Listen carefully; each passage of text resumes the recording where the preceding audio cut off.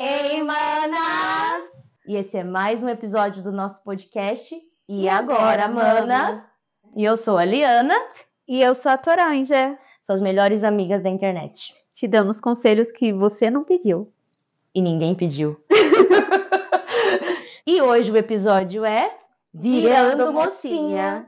Para todas as meninas que já viraram mocinhas e que ainda não viraram mocinhas. Exatamente. Aqui ainda irão se tornar. Mas antes de tudo, eu quero perguntar para você, amiga. Você já virou mocinha?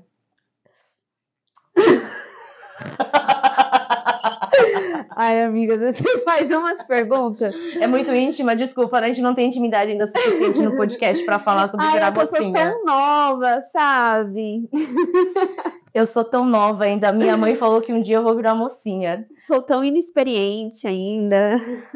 Quando a gente fala sobre virar mocinha, né? A gente fala também sobre a temida, né? A menarca, a primeira menstruação. E esse é aquele momento que a maior parte das meninas acaba falando: e agora, mana, menstruei. É o suor, né? E os seus pais, eles te prepararam? Não. Para esse momento? Não. Eu tava totalmente despreparada pra minha menarca. Eu confesso que eu também não tive uma preparação, sabe? Sua mãe nunca falou contigo? Eu acho que uma vez só, sabe? Não era um assunto que ela falava tanto. Menstruação e sexo é um assunto que não tinha em casa.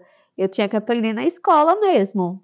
E vira tabu, né? Até dentro de casa a gente falar sobre isso.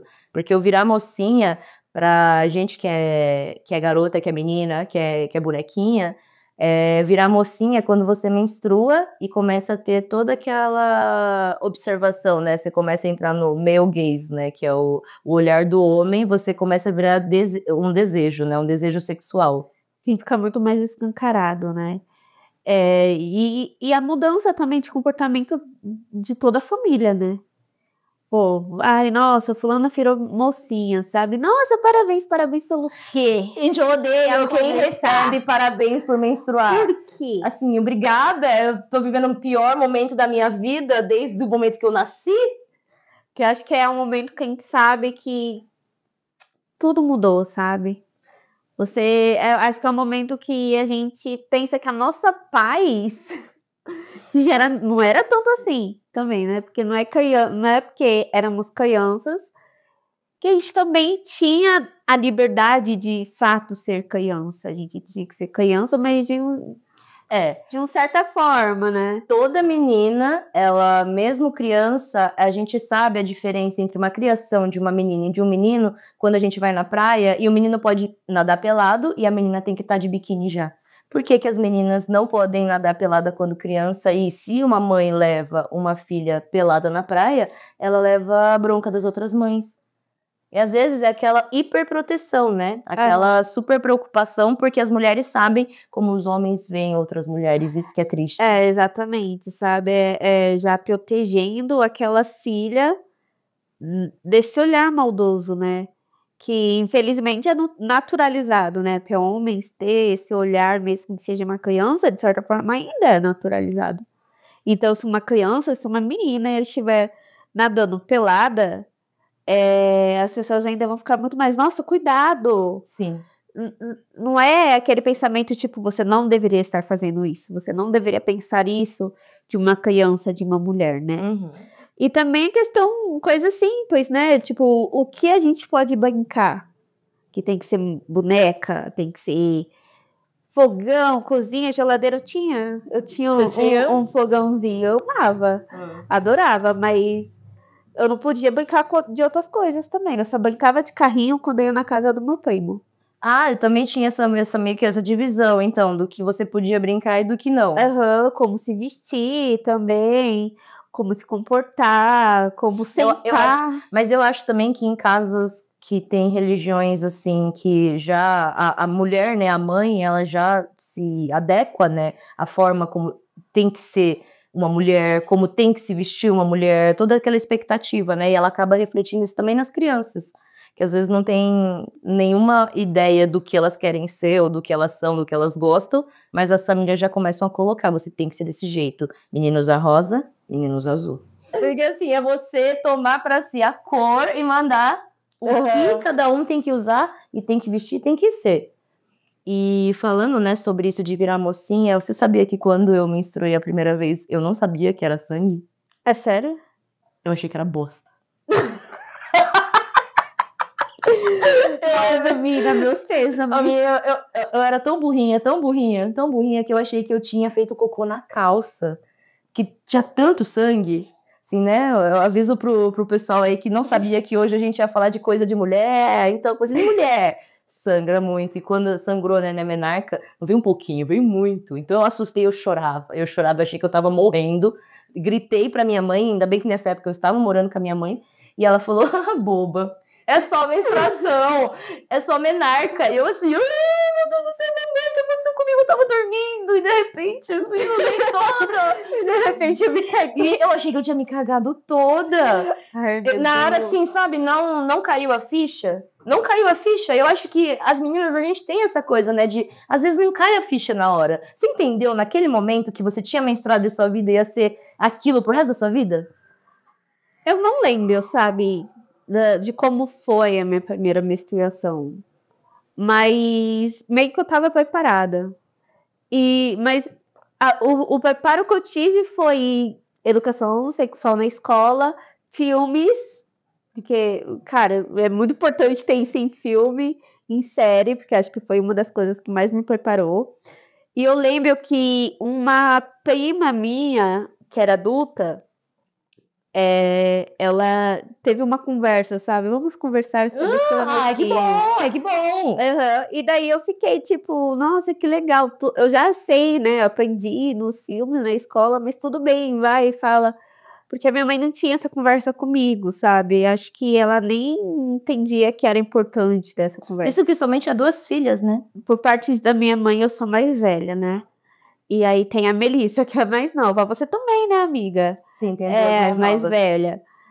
E acho que quando a gente é mais velha, a gente meio que já vai preparando a mais nova, né? Tipo, olha, essa experiência que eu não tive, que eu acho que iria ajudar, eu vou tentar ajudar minha irmã.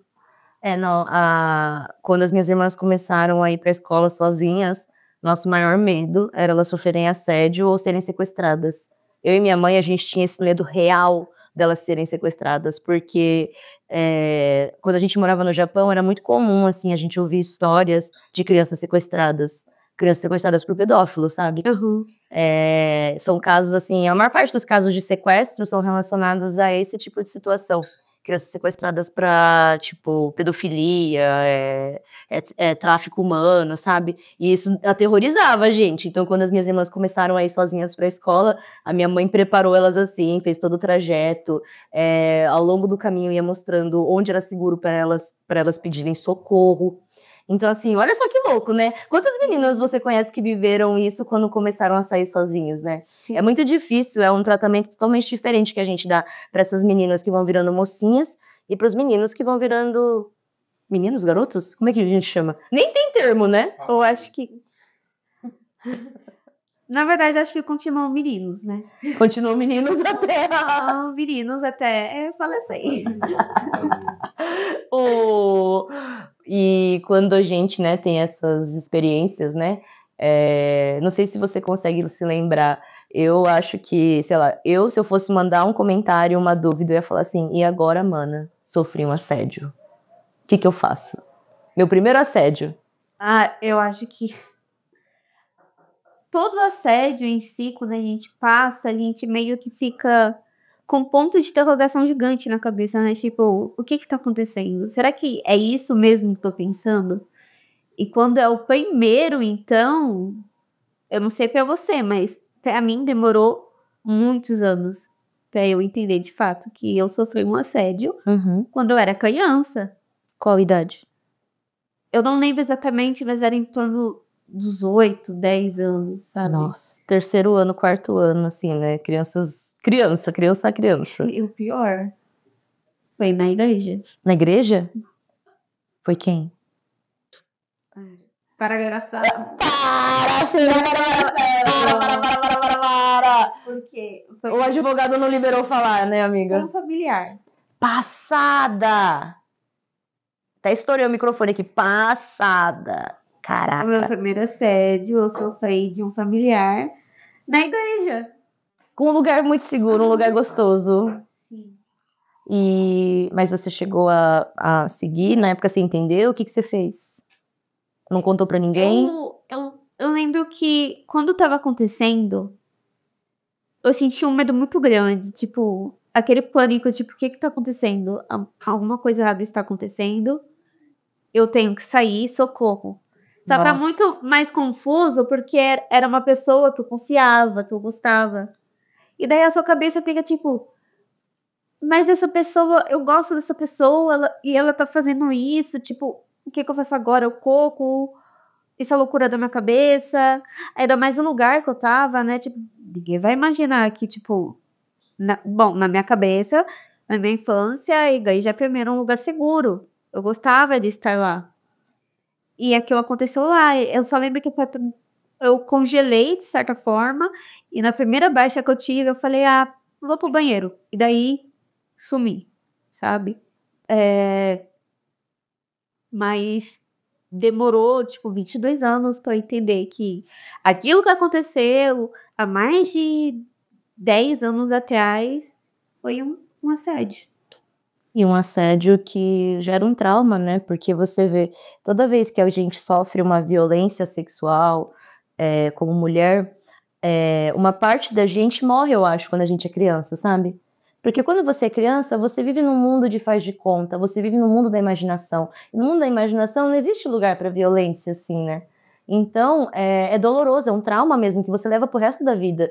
Então, por isso que, às vezes, ai, nossa, essa mulher é louca, ela de repente saiu do trabalho, largou tudo. Às vezes ela sofreu assédio. Ai, nossa, essa aluna só chora aqui na escola hoje, por que ela não fala com ninguém mais? Ela era tão boa. Às vezes ela sofreu um assédio, às vezes ela tá nesse processo de se curar de uma violência, né, que às vezes a gente não consegue falar. Eu imagino que talvez na época você não tenha contado pra ninguém. Não, eu demorei 22 anos pra entender o que Pra entender e poder falar. E pra contar pra minha mãe. Mãe, olha, quando eu tinha tal idade, em tal lugar, eu sofri essa situação da pessoa. Que péssimo, né? E a única pessoas que sabem de fato o que aconteceu na minha família é minha mãe e minha irmã. Mas ninguém da minha família sabe. E agora todo mundo do podcast. Agora você. E agora, Amanda? E agora, Amanda, espalhei o segredo no podcast. Agora, Ana, chama o advogado. Editor, libera o termo de autorização aí, que a gente lançou fofoca gate. Mas o meu primeiro assédio, assim, que eu me lembro que foi muito antes, né? Lembra quando teve aquela campanha de fio-fio não é elogio? Você lembra? 2013, acho que foi uma campanha extensiva, assim, de grupos feministas aqui no Brasil, para que a gente pudesse falar sobre o assédio mesmo que as mulheres sofriam no Brasil. E como esse elogio que os caras achavam que estavam fazendo às meninas e mulheres na rua era um tipo de assédio. Teve uma grande conscientização na época. E aí, nessa época da conscientização, que eu comecei a me ligar que algumas situações que eu tinha passado quando era criança tinham sido assédio sexual, porque eu também não entendia. Na época, como eu era criança, era tudo tão naturalizado, era tudo tão parecia que inserido na sociedade de uma forma que a gente não se questionava. Uhum. Depois da campanha, olha só, depois da campanha lá em 2013, esse do fio-fio, né, assédio, que eu comecei a entender que era tudo assédio. Sempre foi assédio sexual. E esse primeiro caso que eu me lembro foi assim, eu tava andando com a minha amiga na rua, a gente tinha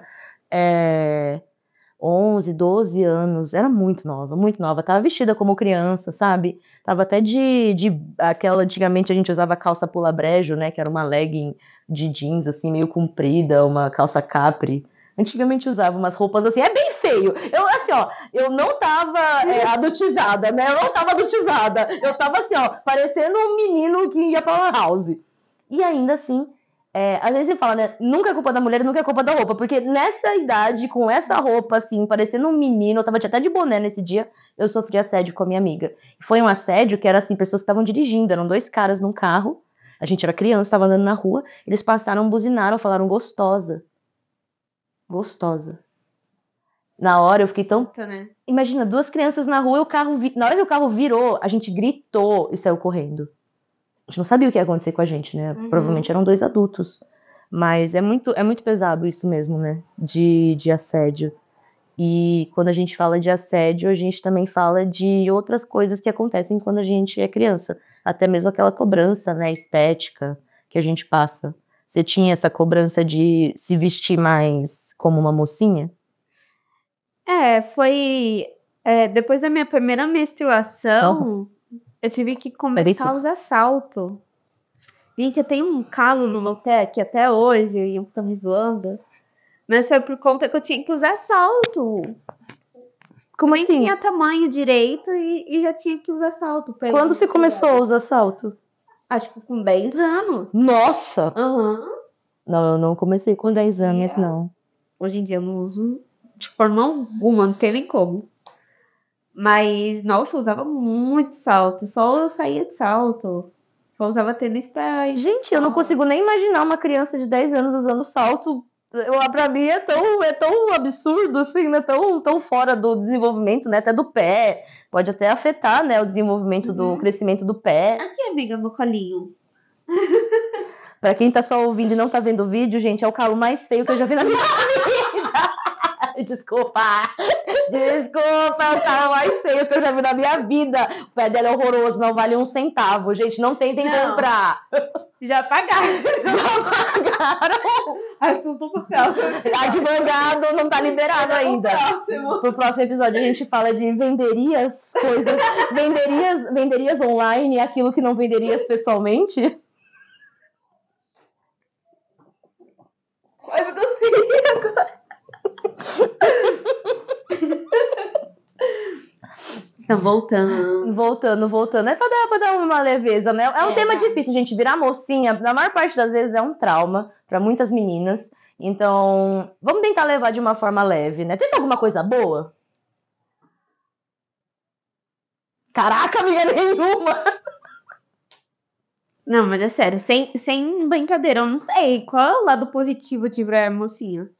Menstruar não é, Menstruar não é. Nossas cólicas. A forma que as pessoas começam a tratar a gente também não é. Ah, mas aí você pode gerar uma vida. Eu tenho 11 anos, tio! Eu só sei turma da Mônica, quem gera vida? Então, tipo, você acha que eu quero mesmo deixar de ser criança pra gerar um? Ou ser criança? Não.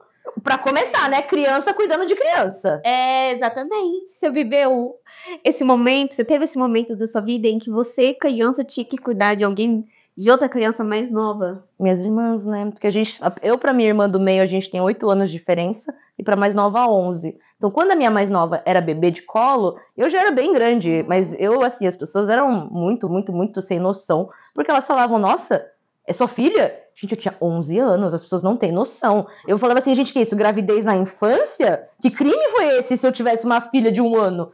Então, as pessoas, elas naturalizam também isso.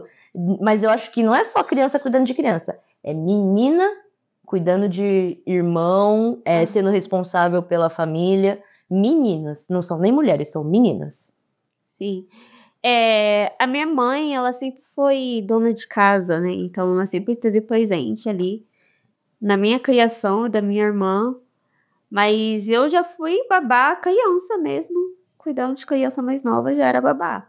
De outras crianças, não sua irmã? Porque tem essa coisa, né? De tipo, você é criança, mas você já tem 12 anos. Então, você não é tão criança assim. Você pode dar uma olhada, pode cuidar dessa outra criança aqui que tem 7, que tem 5. Tem essa coisa, sabe? Eu lembro que muito cedo eu já saía de casa pra ir na padaria, comprar pão e tal. Hoje em dia eu fico, gente, eu era muito nova pra ir sozinha. Eu comecei com 8 anos também, amiga. Hoje eu penso, eu largaria uma criança de 8 anos assim, na rua? Não sei. O mundo hoje mudou muito também. Tipo, a gente vai aprendendo a ser adulto muito cedo. Com essa idade eu já sabia todas as formas de cuidar da casa. Você começou no trabalho doméstico muito cedo? Sim. Eu nem lembro com que idade. Então, né? Isso também é virar mocinha, né? Quando você, de repente, vira responsável pela limpeza da casa. E, tipo assim, você tem que aprender. Eu lembro que eu já tive que lavar a louça sentada na cadeira. Porque você não tava conseguindo ficar em pé? Porque uma criança não alcança tanto, né? se cansa, quer fazer outras coisas. Criança não quer fazer tarefas domésticas, cuidar de outras coisas, quer brincar, sabe? E daí eu já tive que lavar a louça sentada na cadeira. Ah, cansada? Então senta na cadeira e lava. Gente, tá cansada, senta e lava. Tome! Gente, foi foda, amiga. Todas foi as foda. tarefas, todos os produtos de limpeza, eu sabia pra que era. Eu fui A menina independente muito cedo, né? A menina não tem nem a oportunidade de confundir suco com cândida. Ela já sabe desde cedo que cândida é cândida e suco é suco, irmão. Quem confunde é menino. Porque nunca lavou o banheiro com uma cândida aos 6 anos. Nunca usou um potinho de cândida. Acho que lavar a louça é a primeira tarefa que inserem, né? Uhum. Varrer. A vassoura maior que você, e você lá com a vassourinha, assim, ó. São vários tipos, né, de adultização, né, que é um termo que tá muito em voga hoje, né, por conta do vídeo, né, dos influencers falando sobre o tema, mas existem vários tipos de adultização, né, que a gente sofre. Não só na internet. Desculpa. Não só na internet, né, quando a gente fala sobre crianças, criando outras crianças, já fazendo tarefas domésticas, isso também é adultização. Com certeza, trabalho infantil. Porque, por mais que seja na casa, ainda é um trabalho. E também tem a questão de que são as garotas que têm que fazer essas tarefas. É muito difícil até hoje uma família colocar garotas para fazer também as tarefas domésticas, mostrar que, essas tarefas é para a convivência de todas as pessoas, não é função só da mulher. Ainda é muito difícil ter famílias que falam sobre isso.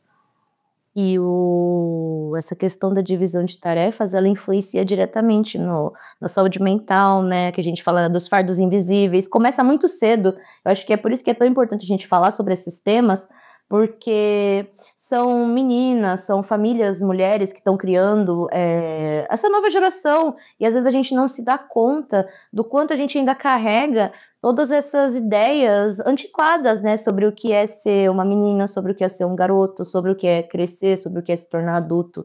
Eu acho que a gente só pode melhorar o mundo também se a gente conversar sobre o assunto, porque senão a gente vai ficar igual. Quanto tempo demorou pra gente se tocar do primeiro assédio que a gente sofreu?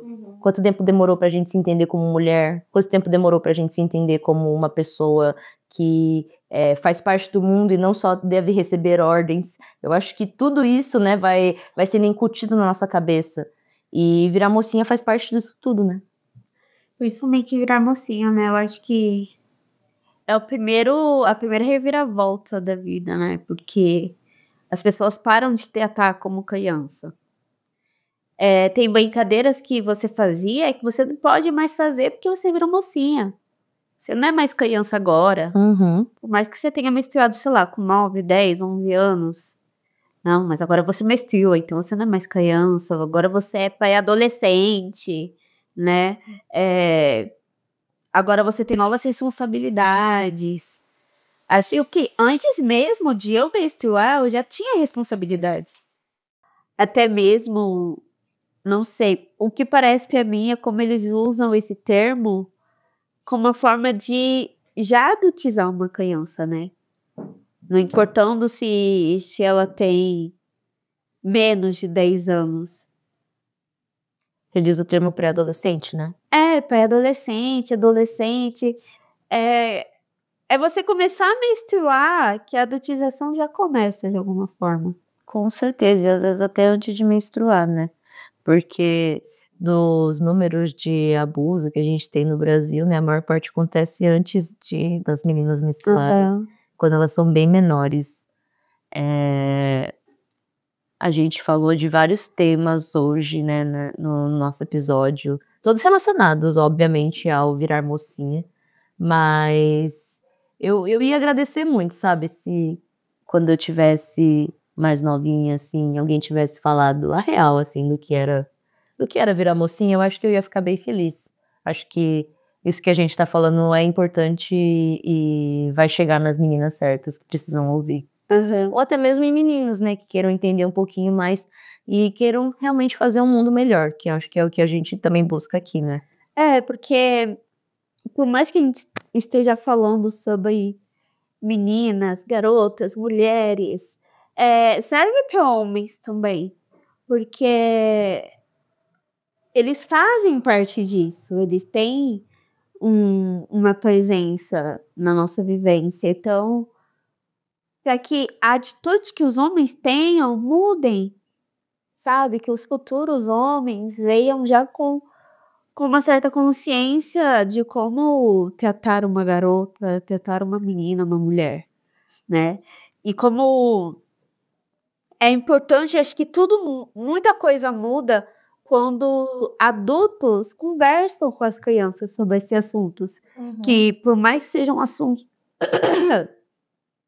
por mais que sejam assuntos difíceis, né, de se falar, deve ser muito difícil para os pais falarem com uma criança sobre sexo, sobre não ser mais uma criança, né, começar a menstruar, sobre assédio, sobre sequestro, sobre pedofilia, sabe, deve ser muito difícil. São temas muito dolorosos, assim, mesmo. E a gente sofre também cada vez mais censura, né, quando a gente fala de questões do tipo: "Ai, não podemos falar sobre sexualidade nas escolas". A quem isso protege, sabe? A quem a gente protege se a gente não fala e explica para as meninas e meninos o que é sexo, o que é consentimento, o que é o controle do próprio corpo. Então, são temas muito legais. Eu tenho gostado, amiga, eu vou te dar um feedback aqui, tá? Vou te dar um feedback que eu acho que, pelo menos os feedbacks também que eu tenho recebido sobre o podcast, são que os temas são muito importantes e que as pessoas têm gostado muito de ouvir, falar sobre eles, como se fosse um refresco mesmo, sabe? Algo que todo mundo pensa e ninguém fala. Eu acho que o podcast é sobre os conselhos que a gente não teve, né. A gente tentar passar para outras pessoas, preparar essas garotas mais novas para os conselhos que a gente não teve, sabe, mas que se a gente tivesse ouvido, teria mudado muita coisa, teria tornado as coisas muito mais fáceis, sabe. Por mais que a realidade seja cruel, é importante para nossa sobrevivência, sabe, que a gente poder não só sobreviver, mas também viver, né.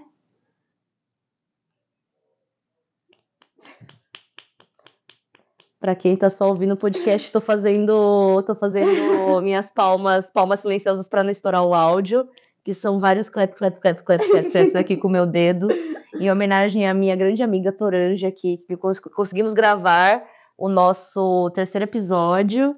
Estamos muito alegres, gostaríamos de compartilhar com todos vocês, então, por favor, né, quem tá curtindo o podcast E Agora Mana, pode, por favor, compartilhar com os amigos, manda para aquela pessoa que você acha que está precisando ouvir essa conversa sobre virar mocinha, indica, né, para as pessoas e principalmente comente, né, fala como é que foi a experiência de vocês. Conversem com a gente quer ter essa troca, a gente precisa dessa troca, né, para ver se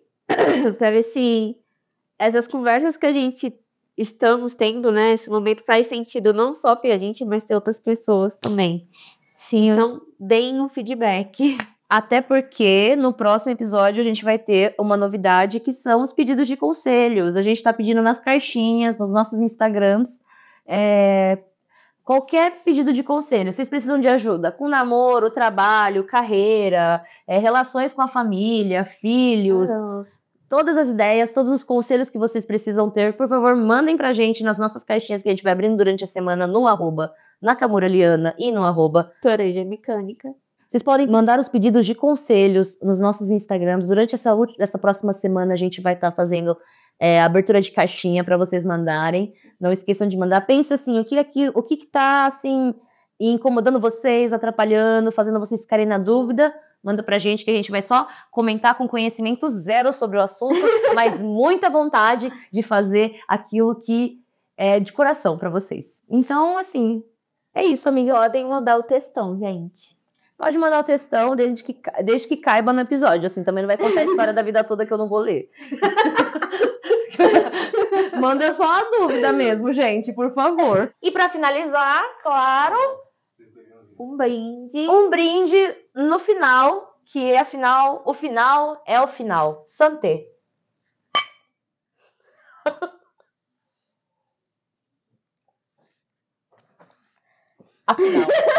Afinal.